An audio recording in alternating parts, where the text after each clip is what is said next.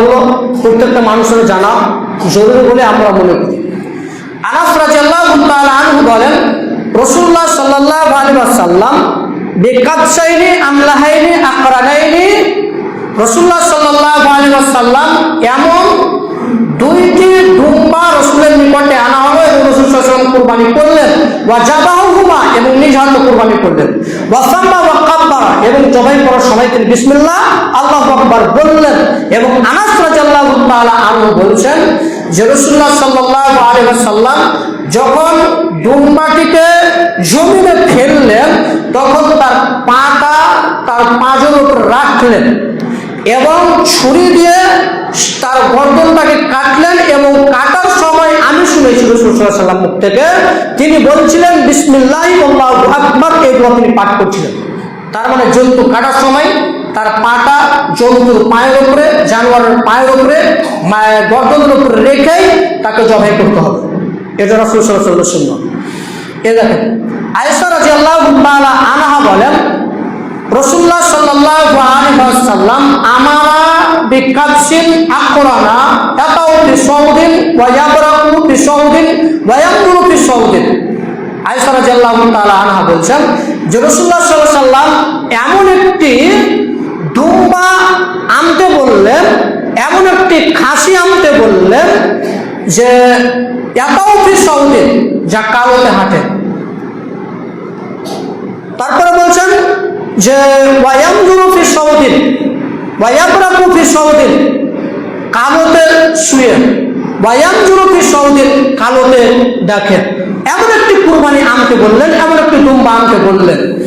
এবং এই হাদিস থেকে বোঝাতে চাইছেন যে আল্লাহ রাসূল এমন একটি খাসি আনতে বলেছিলেন, এমন একটি দুম্বা আনতে বলেছিলেন যা কালোতে হাঁটে, কালোতে শুয়ে, কালোতে দেখে। অর্থাৎ তার পেট কালো, পা দুটা কালো এবং চোখ কালো, এরকম একটা কালো খাসি আনতে বলল।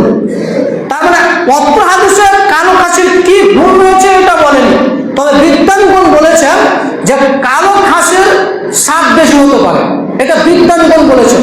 কিন্তু হাদিস স্পষ্ট করেনি যে রাসূল কালো খাসি আনতে কেন বললেন। তবে এই হাদিস থেকে বিজ্ঞানগণ বলেছেন যে কালো খাসির টেস্ট বেশি হতে পারে, স্বাদ বেশি হতে পারে, এর কারণে রাসূল সাল্লাল্লাহু আলাইহি ওয়াসাল্লাম কালো খাসি আনতে বললেন এবং সেটা কুরবানি করলেন। এবং আয়েশা, আল্লাহ রাসূল সাল্লাল্লাহু আলাইহি ওয়াসাল্লাম আয়েশাকে বললেন, ইয়া আয়েশা তু হালামুল মুদিকিয়া, হে আয়েশা ছুরিটি নিয়ে এসো। ফাকালাত হাজিহা বিহাজারিন, এবং এটাকে ধারালো করো পাথর দিয়ে। তারা ছুরি সাম দেওয়া কাজটি আল্লাহ রাসূল মেয়েদেরকে দিলেন। ফাকালাত আয়েশা রাদিয়াল্লাহু তাআলা আনহা বললেন, আমি তাই করলাম, ছুরিতে সাম দিলাম।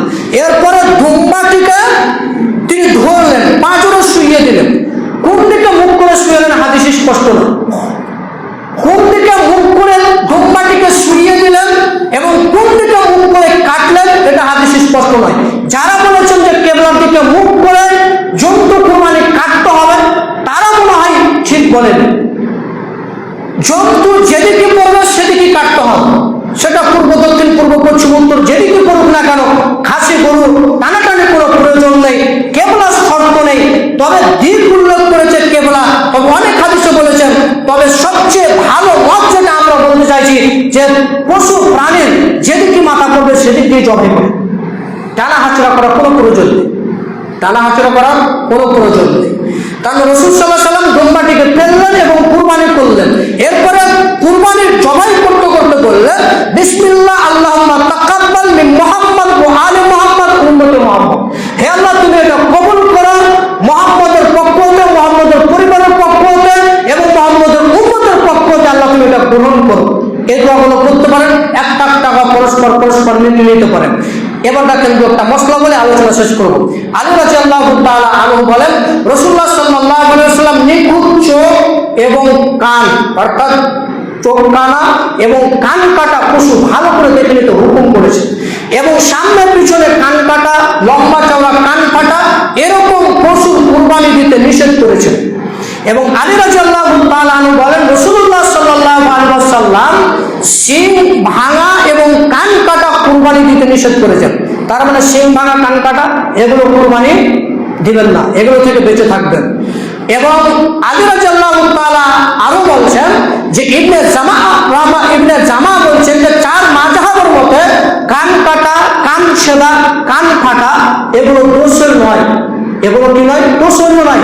এর প্রতিবাদে আল্লামা ওবায়দুল্লাহ রহমানী বলছেন, এর প্রতিবাদে যে কান কাটা, সিং ভাঙা, কান ছেদা এটা দোষণীয় নয়। আমার কাছে এমন কোনো দলিল নেই, আমার কাছে এরকম কোনো দলিল নাই যেগুলো নিষেধাজ্ঞা মানতে হবে না, বরং মানতে হবে।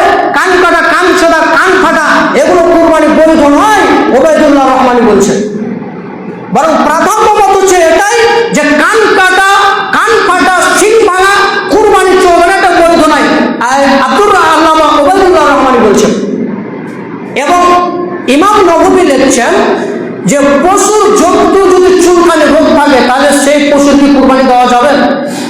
অনেক উলামায়ে কেরামগণ বলেছেন যে চুলকানি কম হোক বা বেশি হোক ওই জন্তুর কুরবানি বৈধ না, কারণ তার গোশ এবং শিরা সমূহকে বিগড়ে দেয়, গোশ এবং শিরা সমূহকে বিগড়ে দেয়, এর কারণে সেই পশুর কুরবানি জায়েজ নয়। এবার কুরবানির গাভীর হওয়া, পেটে বাচ্চা থাকা এটা কি দোষণীয়? মনে করেন আপনি একটা গরু কিনেছেন, তার পেটে বাচ্চা আছে, এখন কি বলবেন, এটা দোষণীয়? মনে রাখবেন কুরবানির গাভীর থাকা, পেটে বাচ্চা থাকা এটা দোষণীয় নয়। আলী রাদিয়াল্লাহু তাআলা, আবু সাঈদ খুদরী রাদিয়াল্লাহু তাআলা বলছেন যে আল্লাহ রাসূল আমরা কুরবানি ক্রয় করি, তো কুরবানি জবাই করার সময় পেটে বাচ্চা দেখতে পাই, গরুর পেটে বাচ্চা পাই, তো কি করবো? রাসূল সাল্লাল্লাহু আলাইহি ওয়াসাল্লাম বলছেন বাচ্চা তো জবাই করে খাও যদি তোমার রুচি হয়।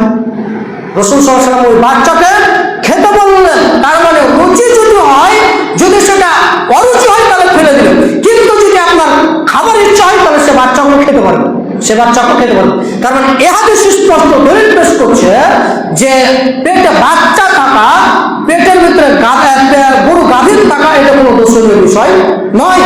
গাভীর থাকলে, বাচ্চা থাকলে ওই পশুকে জবাই করা যাবে, কোনো সমস্যা নেই। এরপরে কুরবানি কেনার পরে আপনি খেয়াল করেননি, কুরবানি কেনার পরে খেয়াল করেননি, দেখছেন যে কানটা কাটা আছে, তাহলে সেই কুরবানির কি চলতে পারে? মনে করেন কুরবানি কিনা নিয়ে আসলেন, দুদিন পরে ট্যাংটা কি হলো, ন্যাংরা হয়ে গেল, সিংটা ভেঙে গেল, এই কুরবানি এখন চলতে পারে? জি। কেনার ভালো কেনার পরে যদি বাড়ি নিয়ে আসার পরে দু একদিন পরে সিং ভেঙে যায়, হাত পা ভেঙে যায়, তাহলে ওই পশুর কুরবানি হবে, কোনো সমস্যা নেই। দেখবেন আবু সাঈদ খুদরী রাদিয়াল্লাহু তাআলা বলছেন যে আমি একটা দুম্বা কিনলাম, বাজারে যে দুম্বা কিনলাম, নিয়ে আসতে একটা ন্যাকড়া বাঘ এসে দুম্বার উপরে হামলা করলো, আর দুম্বার উপরে হামলা করার সাথে সাথে তার পাছার কিছু মাংস সে কেমড়ে নিয়ে পালিয়ে যায়। রাসূলকে জিজ্ঞাসা করলাম, আল্লাহ রাসূল এই ব্যাপার, তো রাসূলুল্লাহ সাল্লাল্লাহু আলাইহি ওয়াসাল্লাম বললেন তুমি ওটাই কুরবানি করো। মানে এই হাদিস প্রমাণ করছে যে রাসূল সেই কুরবানিটা চেঞ্জ করতে বললেন না, ওটাকে পরিবর্তন করতে বললেন না। তার মানে কেনার পরে ন্যাংরা হয়ে যাক, খোঁড়া হয়ে যাক, অসুস্থ হয়ে যাক, সেই কুরবানির পশু জায়েজ রয়েছে, সেই কুরবানির পশু আপনি দিতে পারবেন, কোনো সমস্যা নাই। ইনশাআল্লাহ আমরা পরবর্তীতে আরো মাসলা মাসাইল নিয়ে আসবো। আল্লাহ তুমি সকল মানুষকে এই জিলহজের 1 থেকে 9 তারিখ অবধি সিয়াম পালন করার তৌফিক দান করো, আরাফার সিয়াম পালন করার তৌফিক দান করো, সঠিকভাবে কুরবানি করার তৌফিক দান করো, সকল আল্লাহুম্মা আমিন।